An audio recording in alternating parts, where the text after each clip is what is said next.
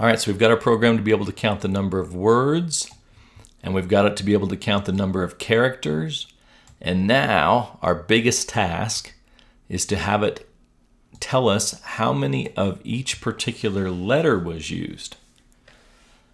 All right, let's see if we can figure this one out. So I'm going to create another method, and I'm going to call it the alphabet counter. And it needs as input a string of words. Now again, this will be a third method that uses this words, but they all exist independently. This words only exist between that brace and that brace. All right. Now I, as a default, just because I'd written int in the other one, I'd written int here, but I don't actually know yet what we're going to be returning. What I'm picturing in my head is that we will, so if I bring up Notepad here, is that it will say this. It will say A 3 times, B 2 times, and so on and so forth for each letter in the alphabet. That's kind of what I have in my mind, that it will just go through the entire alphabet and say essentially this. All right, so on and so forth. So that's what I'm picturing. Well, what is this going to be? What type of information is it that I'm going to be returning?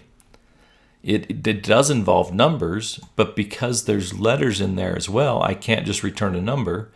And so I need to return the entire group together. Mixed numbers and letters, what are we going to use? Well, in this case, we're going to need to return a string that will contain all that information. All right, and of course it's yelling at us because we aren't returning anything yet. We said we were going to, but not all code paths return a value. We'll fix that. All right, so this one is going to be a lot trickier and a lot more fun. You know, these are the type of things that as programmers, we love these little challenges to try and figure out how to do it. And so if I was to just, you know, the way I always talk about it is explain it to my, pick an age that's appropriate, my 7-year-old who understands the alphabet and that, how would you explain it to them to do it? You'd say, well, go through and first look for A's, right? And go see how many A's there are and count those. And then go look for B's, and then go look for C's, and so on and so forth. And so that's essentially what we're going to do, is take this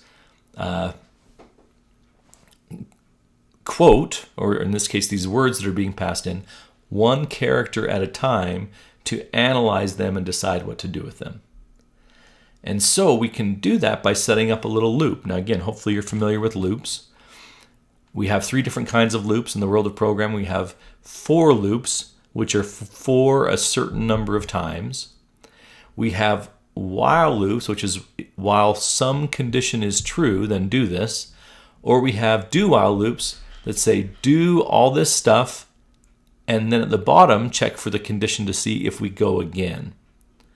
And so in this case, we do know how many characters are in that the user's going to hand us, and we don't know it because we don't know, we're not psychic, we don't know what they're going to type, but at the time this method is called, we're going to know by looking at the length how many characters are in this variable. And so in here I can create a little loop that says loop through the entire string. All right, so I'm going to create a for loop, and it's doing some of the work for me. In C# to set up a for loop, I can't just say I need to say what kind of information is I. Well, I is almost always going to be an int. For an int I, and then I start it at a default value. So I've set up a little variable here, and I could, I suppose, create a variable here, int I equals 0, and then down here just say for I equals 0. But we don't need or want this integer to persist for the whole program. We only want it to persist for the loop. And so that's why we do it all kind of in one motion. I'm going to set up a variable, integer I, and I'm going to set it equal to 0. And then the second part of a for loop in C# is how long do I want to do this thing? And I want to do it as long as, so picture what's happening. In fact, let me draw it up here. So I've got this words array that's got, or not array, but a string. So this is the words. And if you could see what's happening in the string, each character is actually stored already in its own little box in an array.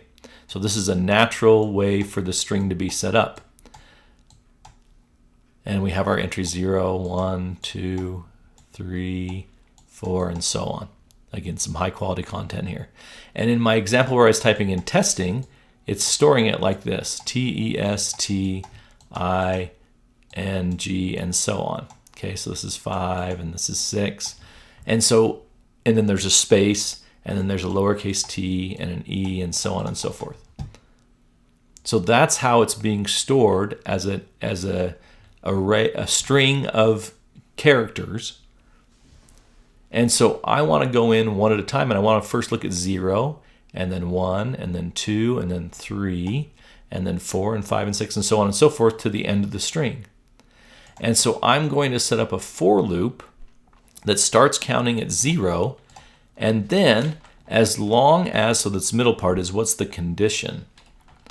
As long as I is less than the length of the string that's being passed in. So words, we found out earlier that there's a length property. So I say as long as I is less than the words dot length. And then the third part of the for loop is, what do I want to do each time I come through? Do I want to go up by 1? Do I want to go down by 1? What do I want to do? And so this is where I say I plus plus. This says take whatever's in I. These two things are exactly the same. So if I say I plus plus, or if I say I is equal to I plus 1. These two statements are equivalent. This is just a shorthand way of doing this. And so what I'm saying here is take whatever was in I and then add 1 onto it, and then go back to the, this is what happens at the end of the loop. What do? We add 1 onto I. And just even to test this out, because I think sometimes this is confusing, let me just go in. I hadn't planned on doing this, but let's just write line. So I better do console.write line, and I'm just going to write whatever's in I. All right, and this is the part I hadn't. So let me just, for now, it says I'm going to return a string. I'll just return blank for now so that it's happy, but it's not actually happy. Oh, because, sorry, this is inside the loop. And that's a good little error to get. It says not all code paths return a value, because let's say I was never over, let's say the length was 0, this will never be run. And so it doesn't like the fact that I have a path in here that potentially doesn't return anything. So let me pull this outside the loop like it should have been. You can just drag that code around, one of the nice little features of Visual Studio. And let me just make this a little easier to read. So now it's happy because all code paths return a value, meaning there's one return statement at the end, which I would recommend always just having one return statement. It just makes debugging so much easier. And then if I save this and then call my word counter, so eventually we'll say console.writeLine and what would I call this? I'm just going to call it alphabet for now, and I'll think of a better name with more time. And then I can concatenate onto that. Again, we'll call our word tools object, and we'll call the alphabet counter method, and we'll pass in the quote. All right, let's try running this and see if we can do it in time. These 10 minutes go by so quickly. So testing. All right, so it's run through and it's given us this count, and I'll talk more about that in the next video. Spencer out.